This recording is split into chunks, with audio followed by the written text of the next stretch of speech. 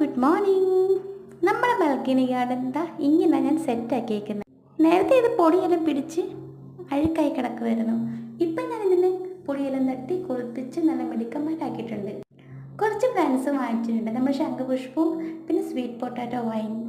പിന്നെ ഒരു കാര്യം, ഇവിടെ വെയിൽ കുറവായതുകൊണ്ട് ഇവിടെ എല്ലാ ചെടിയൊന്നും പിടിക്കത്തില്ല. അതുമല്ല, നമ്മൾ ഗ്രില്ലിട്ട് കവർ ചെയ്ത് മണ്ടയ്ക്കൊന്ന് നെറ്റ് കൂടി ഇട്ടിട്ടുണ്ട്. പ്രാവിൻ്റെ ശല്യം ഉണ്ടോണ്ട് കണ്ടില്ലേ, നമ്മൾ ഗ്രില്ലിൻ്റെ ഡോറ് തുറന്നപ്പോൾ തന്നെ പ്രാവിനെ കാണാൻ പറ്റും. പ്രാവ് നോക്കിയിരിക്കുക ഞാൻ എപ്പം ഗേറ്റ് തുറക്കും, അതിനെപ്പം കയറാൻ പറ്റുമെന്ന്. പിന്നെ ഇവിടെ ഒരു സ്പൈഡർ പ്ലാന്റ് ഉണ്ട്, നാട്ടിൽ നിന്ന് കൊണ്ടുവന്ന. പക്ഷേ ഇതിന് അവിടുന്ന് നല്ലപോലെ നിന്ന പ്ലാന്റ് അവിടെ നിന്ന് വലിച്ച് പറിച്ച് ഇങ്ങോട്ട് കൊണ്ടുവന്നപ്പോഴത്തേക്ക് ഇതിവിടെ സെറ്റ് ആവുന്നില്ല അങ്ങോട്ട്. അതിന് വയ്യാഴിയുണ്ട് എന്തോ. ഇത് പിന്നെ നമ്മുടെ റെഡ് ലിപ്സ്റ്റിക് അഗ്ലോണിമ. ഇവിടെ ഒരു ചെമ്പരത്തി പിടിപ്പിച്ചിട്ടുണ്ട്, അത് പിടിച്ച് കിട്ടിയോണ്ട് ഭാഗ്യം. പിന്നെ കട്ടാർവാഴയുണ്ട്, മണി പ്ലാന്റ് ഉണ്ട്, ബംബു പ്ലാന്റ് ഉണ്ട്. അതൊക്കെ ഇങ്ങനെ കുഴപ്പമില്ലാതെ നിൽക്കുന്നുണ്ട്.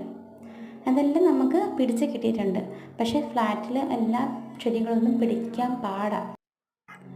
റോസയൊക്കെ കൊണ്ടുവരുവാണെങ്കിൽ ഒട്ടുവേം പിടിക്കത്തില്ല. പൂക്കളുള്ള ഒരു ചെടി പോലും വെയിലില്ലാതെ വളരത്തില്ല.